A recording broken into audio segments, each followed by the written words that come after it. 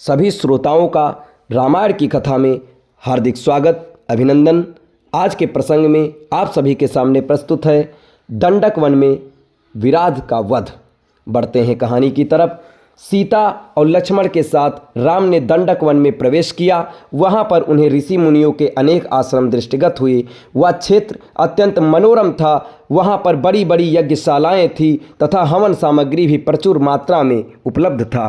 उन आश्रमों में तेजस्वी ऋषि मुनि अपनी आध्यात्मिक साधना में लिप्त रहा करते थे। वीर तपस्वियों के वेश में राम लक्ष्मण को देखकर वे समस्त ऋषि मुनि अत्यंत प्रसन्न हुए। राम सीता का समुचित सत्कार करने के लिए पश्चात वे बोले, हे राघव, यद्यपि आप वन में हैं किंतु हमारे लिए आप ही राजा हैं।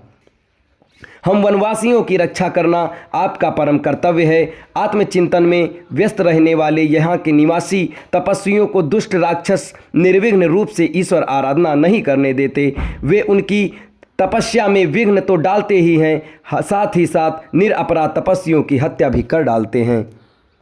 इसलिए हम आपसे आग्रह करते हैं कि हे रघुनंदन, आप उनसे हमारी रक्षा करें।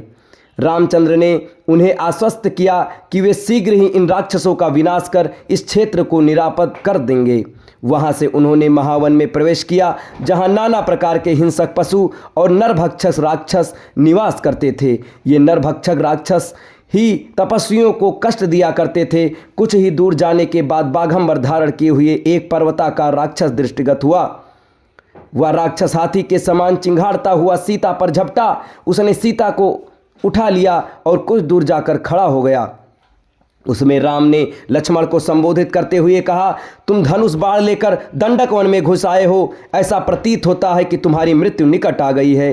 तुम दोनों कौन हो? क्या तुमने मेरा नाम नहीं सुना? मैं प्रतिदिन ऋषियों का मांस खाकर अपनी क्षुधा शांत करने वाला विराध हूँ। तुम्हारी मृत्यु ही तुम्हें यहाँ ले आई है। मैं तुम दोनों का भी अभी रक्तपान करके इस सुंदर स्त्री को अपनी पत्नी बनाऊंगा।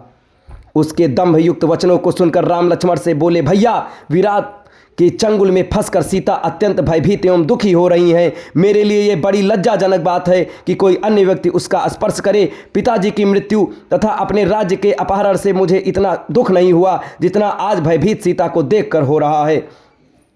मुझे यह भी नहीं सूझ रहा है कि इस दुष्ट सीता की रक्षा कैसे करूं। राम को इस प्रकार दीन वचन कहते हुए सुनकर लक्ष्मण ने क्रुद्ध होकर कहा, भैया, आप तो महापराक्रमी हैं। आप इस प्रकार अनाथों की भांति क्यों बात कर रहे हैं? मैं अभी इस दुष्ट राक्षस का संहार करता हूं। फिर विराट से बोले, हे रे दुष्ट, अपनी मृत्यु के पूर्व तू हमें अपना परिचय दे और अपने कुल का नाम बता। विराट ने हंसते हुए कहा, ये तुम मेरा परिचय जानना ही चाहते हो तो सुनो। मैं जय राक्षस का पुत्र हूँ। मेरी माता का नाम सतहदा है। मुझे ब्रह्मा जी से ये वर प्राप्त है कि किसी भी प्रकार का अस्त्र शस्त्र ना तो मेरी हत्या ही कर सकता है और ना ही उनसे मेरे अंगों को छिन्न भिन्न हो सकता है। यदि तुम इस स्त्री को मेरे पास छोड़कर चले जाओगे तो मैं तुम्हें वचन देता हूँ कि मैं तुम्हें नहीं मारूंगा। विराट के वचनों से क्रोधित राम ने उसे तत्काल तीक्ष्ण बाणों से बेधना आरंभ कर दिया। राम ने बाण विराट के शरीर को छेद कर रक्त रंजित होने पर पृथ्वी पर गिरने लगे। इस प्रकार जब घायल होकर विराट त्रिशूल ने राम और लक्ष्मण पर झपटा तो दोनों भाइयों ने उस पर अग्निबाणों की वर्षा आरंभ कर दी, किंतु विराट पर उनका कुछ भी प्रभाव नहीं पड़ा। वे केवल उसके त्रिशूल को ही काट सके। फिर जय भयंकर तलवारों से दोनों भाइयों ने उस पर आक्रमण किया तो वह सीता को छोड़ राम और लक्ष्मण को दोनों भुजाओं में पकड़कर आकाश मार्ग से उड़ चला। राम ने लक्ष्मण से कहा, भाई, हमें जिस और ये राक्षस ले जा रहा है, बिना विरोध के हमें उधर ही चले जाना चाहिए। यही हमारे लिए उचित है। विराट द्वारा राम लक्ष्मण को ले जाते देख सीता विलाप करके कहने लगी, हे राक्षस राज, इन दोनों भाइयों को छोड़ दो। मैं तुमसे प्रार्थना करती हूँ। सीता के आर्तनाद करने पर क्रोधित होकर दोनों भाइयों ने विराट की एक एक बाँह मरोड़ कर तोड़ डाली। वह मूर्छित होकर पृथ्वी पर गिर पड़ा। लक्ष्मण उसे सचेत कर के बार बार उठाकर पटकने लगे। वह घायल होकर चीत्कार करने लगा। तभी राम बोले, लक्ष्मण, वरदान के कारण ये दुष्ट मर नहीं सकता, इसलिए यही उचित है कि हमें भूमि में गड्ढा खोदकर इसे बहुत गहराई में गाड़ देना चाहिए। लक्ष्मण गड्ढा खोदने लगे और विराट की गर्दन पर पैर रखकर खड़े हो गए। तब विराट बोला, प्रभु वास्तव में मैं तुम्बरु नाम गंधर्व हूँ। कुबेर ने मुझे राक्षस होने का शाप दिया था, मैं शाप के कारण राक्षस हो गया था। आज आपकी कृपा से मुझे ये शाप से मुक्ति मिल रही है।